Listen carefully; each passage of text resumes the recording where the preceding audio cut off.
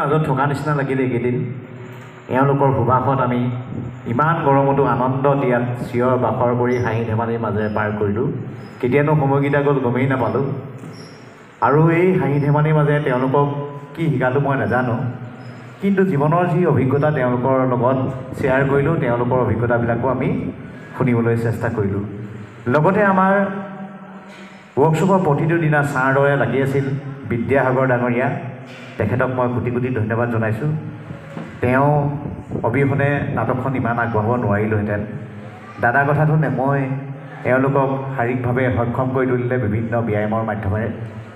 আৰু মোৰ এজনী ভাগিন আহিছে, তাইও ডিব্ৰুগড় ইউনিভাৰ্চিটিৰ পৰা নাটকৰ ওপৰত MA কৰি আছে।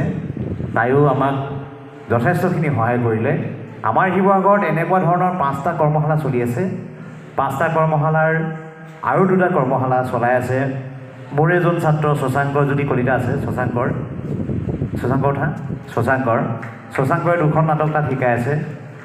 আৰু আমাৰ ভ্ৰাম্যমাণ জগতৰ এজন বিশিষ্ট অভিনেতা পৰাণ পৰাশৰ গগৈ আছে মোৰ লগত। পৰাণদা ক'ত আছে? পৰাণদাই আৰম্ভণিৰ পৰা আহি আমাৰ লগত নাটকখনত সহায় সহযোগ কৰিলে আৰু মেকআপটো কৰি দিলে। অৱশেষত শিশুসকলক ক'ব বিচাৰিছোঁ যে এওঁলোকৰ এতিয়া পঢ়াৰ সময়, এওঁলোকে পঢ়ক ভালদৰে মন দি। বহুত পঢ়িব লাগিব জীৱনত, এতিয়া জগতখন বৰ কঠিন। গতিকে বহুত পঢ়া শুনা কৰিব লাগিব, বহুত কথা শিকিব লাগিব, বহুত কথা জানিব লাগিব। জীৱনৰ যুদ্ধখন বহুত ডাঙৰ। এওঁলোকক আমি হৃদয়ত এখন স্থান দিছোঁ আৰু এওঁলোকৰ হৃদয়ত এখন আমি ঠাই লৈছোঁ। এওঁলোকক জীৱনত আমি কেতিয়াও নাপাহৰোঁ আৰু এওঁলোকেও নাপাহৰে বুলি আমি কথাটো গম পাওঁ। সেয়েহে ঈশ্বৰক প্ৰাৰ্থনা কৰিছোঁ এওঁলোক সদায় সুস্বাস্থ্যকৰ পৰিৱেশত এওঁলোক ডাঙৰ দীঘল হওক। ঈশ্বৰক প্ৰাৰ্থনা কৰিছোঁ গুৰু বিষ্ণু গুৰু ব্ৰহ্মা গুৰুদেৱ মহেশ্বৰঃ গুৰু সাক্ষাৎ পৰম ব্ৰহ্ম তস্मै শ্ৰী গুৰুৱে নমঃ। অজ্ঞানং তিমিৰন্ধস্য জ্ঞানং জয় শলাকায় চক্ষুৰ্নিমিলিতং येन তস্मै শ্ৰী গুৰুৱে নমঃ। ধ্যানমূলং গুৰুমূৰ্তি পূজামূলং গুৰুপৰ্দনম মন্ত্ৰমূলং গুৰুবাক্যম মুখমূলং গুৰুকৃপা। ওম সৰ্বে ভবন্তু সুখিনঃ সৰ্বে সন্তু নিৰাময়াঃ সৰ্বে ভদ্ৰাণি পশ্যন্তু মা কচ্চিৎ দুঃখভাগ্ ভৱেৎ।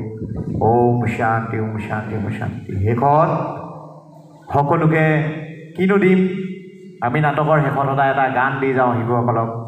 আমি জানো এওঁলোকৰ প্ৰত্যেকৰে শৰীৰত এটা কলা আছে, গতিকে আমি বিচাৰোঁ তেওঁলোকে নিজৰ কলাটোক মেঘ সাজক, নিজৰ শৰীৰত থকা সেই জলকণক মেঘ সাজক আৰু মেঘ সাজি তেওঁলোকে বৰষুণ দিয়ক। আৰু বৰষুণ দি সমাজৰ আৱৰ্জনাবিলাক তেওঁলোকে ধুই পেলাওক, চাফা কৰি দিয়ক।